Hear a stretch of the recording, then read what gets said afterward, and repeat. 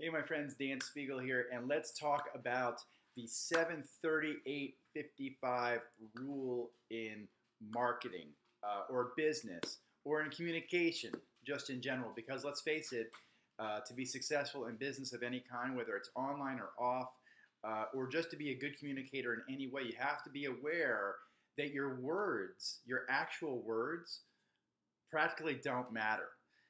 Only 7% of your words matter in terms of communicating with other people. Actually, 38% is your tone, and 55% is your body language.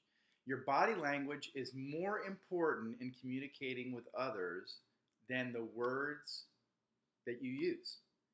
Now, you combine good body language with a proper tone, depending on the situation, and you can pretty much convince, communicate, or sell anything that you want with someone. And that's why it's so important in business to make sure that when you're communicating with someone, that you are using not only the proper body language, meaning posture, confidence. You know, if I was sitting here right now and saying, yeah, would you like to really buy my stuff? I hope that, I think that you'll like it. And I don't know. Maybe you will, maybe you won't. I don't know. No one's gonna be inspired or enthused to do business with you, right? You're gonna want to be like, look, let's get going. You're gonna be excited. You're gonna, my product does this and this. I'm not gonna. You don't want to over-explain it. You want to let your presentation or for your company presentation do all the work, but you want to get them excited that there's something to.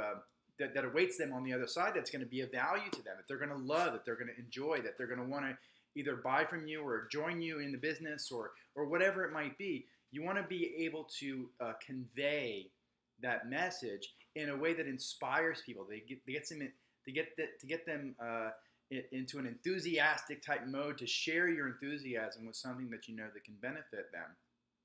Now there's a balance. You need to make sure that your tone. Now let's say that you're in business and you'd like to convert people and sign up people over the phone. Well, that takes the body language away. Right? So if the body language is taken away, the tone is so important because you don't want to be a know-it-all with your tone, but you also want to be sympathetic to what their desires are, what their struggles are, what their needs are right now.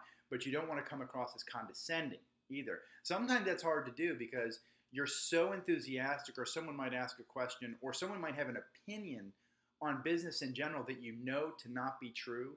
There are so many objections that people have that they've made in their head. Okay, I can't even tell you all the objections I've heard over the years about why someone can't or won't start a business of their own to live a better life.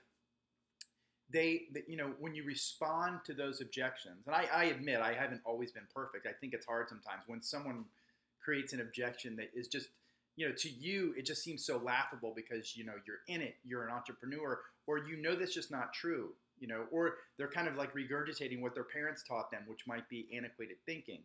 You don't want to jump down their throat for being dumb or stupid because they're not. They're great human beings. They're wonderful human beings. If they're on the phone with you, they have a desire to be better financially, to be of more value to the marketplace, to create a lifestyle that they know that they deserve, that they don't have at that moment. But you have to be considerate of what their position is in life. You may be making $5, $10, $20, $30, $50,000 a month. Well, they may be dirt poor, but they want a better life. You have to be considerate, or you have to consider that, and you have to be a very considerate person in general and empathic to be able to say, you know what, I've been there, I know that, and my tone of voice needs to match what they're feeling and where they want to go, not where I am right now, because they can't relate to that. They haven't gotten there yet. You know what I mean? So when you're on the phone, the tone is so huge. But this is why, like when I shoot videos like this, to me, video is king because you can combine the tone of your voice and your body language together, and that way someone can know, like, and trust you quicker. And you know what? Maybe they won't like you and trust you. That's okay too.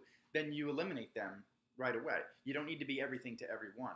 But when you're, the words the words that you actually use in your communication don't mean anything without the body language and the tone behind it.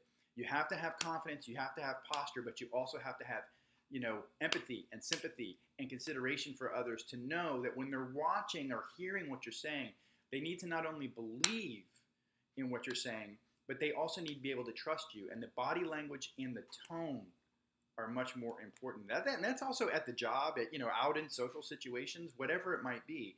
It all applies. But when it comes to business, God, it's so vital. It's so vital to be aware of not the words that you're using, but how you say it, how you back it up, and the confidence and posture that you employ to help people not only believe you but to trust you.